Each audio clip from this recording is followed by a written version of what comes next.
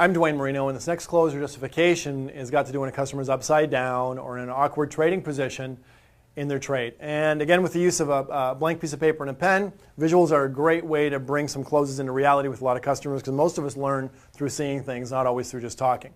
So it would look something and sound something like this. Mr. Customer, let me kind of show you why we're in the position we're in, or you're in the position you're in right now with the trade that you're trying to get out of or the car that you're driving. You've been making payments of $500 per month, and you originally signed up for a 60-month agreement. So your original time balance on that loan that you agreed to pay back over 5 years was about $30,000. This is a very simple thing to determine. Just get the customer's payment that they're making on the car right now. That's easy to get because you know that they have a lien. Find out the original term and do the math. This is where the whole situation kind of started at, 3.5 years ago in this case. Then what you agreed to do was pay back in equal monthly payments, that $500 over 5 years until finally you paid off the car.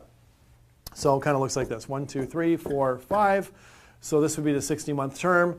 And your time balance, had you gone full term, would have looked like this. You've got the loan here, and eventually it's paid off. And down here, you owe nothing. It's paid in full. It's your car. And I'd write down here, this is the loan over the last little while and over the 5-year period. Make it a little bit of a curve because a lot of interest is paid up, up front, and then down towards the back half we hit a little bit more principal. Now this $500 includes principal, or the price of the vehicle. It includes interest. It also includes tax. Do you recall what your down payment was? Sometimes it can be taken into account. If there was no money down, and you kind of can take a guess at the tax or the interest rate, or if you want to Google what the original price in that vehicle would have been, that's probably the easiest way to do it 3.5 years ago, you might write down somewhere here, using a pretty realistic example, that let's say the price of the car, market value on the car was about $22,000.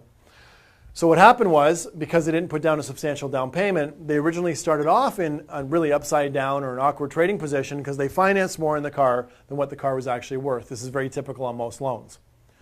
Now, from there, the car starts to depreciate. And cars lose about half their value every 3-4 years or so. But you've got a depreciation line or a value line that maybe looks something like that. And you write down here on this line that that is the car's approximate value in the marketplace, just for a visual representation. It doesn't have to be exactly right. Now, they're trying to get out here, let's say, at about 3.5 years. So 3.5 years into the loan, 1.5 years left. This is where they are in the trade cycle. And right now, they obviously owe, you can see visually, they owe more than what the car is worth because the monthly payments have not yet caught up with the depreciation in the marketplace with the car itself, and also this original inequity position they started off originally. So what we've got here, Mr. Buyer, is a little bit of a gap. And then you write down whatever that gap is. Let's say it's $3,000.